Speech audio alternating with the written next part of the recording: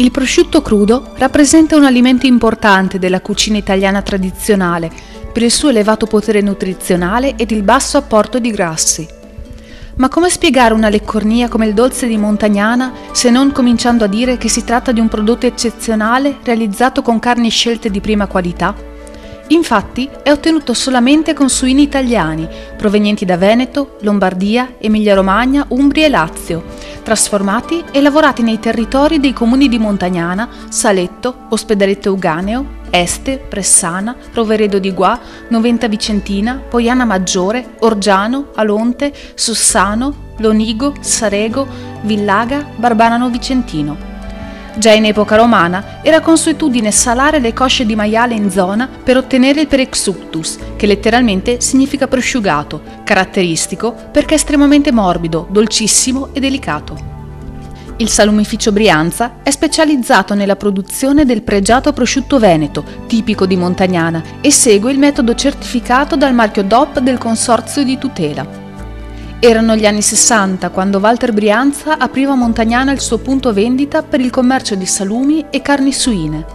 Da allora l'impegno e la dedizione di tutta la famiglia a questa attività hanno trasformato il piccolo laboratorio in un moderno salumificio, riconosciuto ed apprezzato per la qualità e prelibatezza dei salumi, preparati secondo i criteri della tradizione. Negli anni 90 l'azienda Brianza ha ricevuto le specifiche certificazioni CE per i propri prodotti.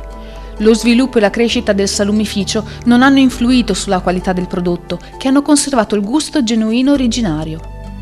Il salumificio Brianza, ora guidato da Piero De Battisti, opera ancora artigianalmente come un tempo, rifilando e salando a mano con sale dolce le cosce di suino, poi trattandole, essiccandole e lasciandole stagionare.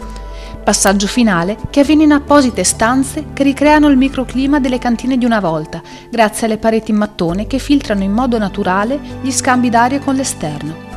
Secondo il disciplinare, il peso a stagionatura ultimata di ciascun prosciutto deve essere all'incirca fra gli 8 e gli 11 kg. La stagionatura varia, quella minima è di 12 mesi, ma la media si aggira intorno ai 20-24 mesi, andando anche oltre per prodotti veramente superlativi. La legatura deve essere a mezzo corda, passata con un foro praticato nella parte superiore del gambo. La forma è naturale, semipressata. Il prosciutto viene rifinito con un rivestimento protettivo della parte magra scoperta, attraverso un impasto di strutto e farina, senza conservanti, che da sempre si chiama sugna.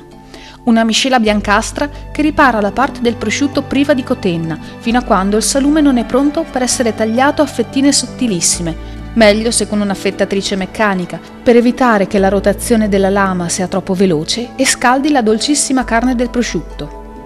Abbiamo, oltre al prosciutto, abbiamo mostrato altri prodotti che andiamo a produrre, tra i quali l'arista leggermente affumicata, che è un prodotto di nostra concezione. Accanto al re della tavola montagnanese, il prosciutto veneto DOP, il mastro norcino Piero De Battisti ha affiancato negli ultimi anni altri suoi degni alfieri.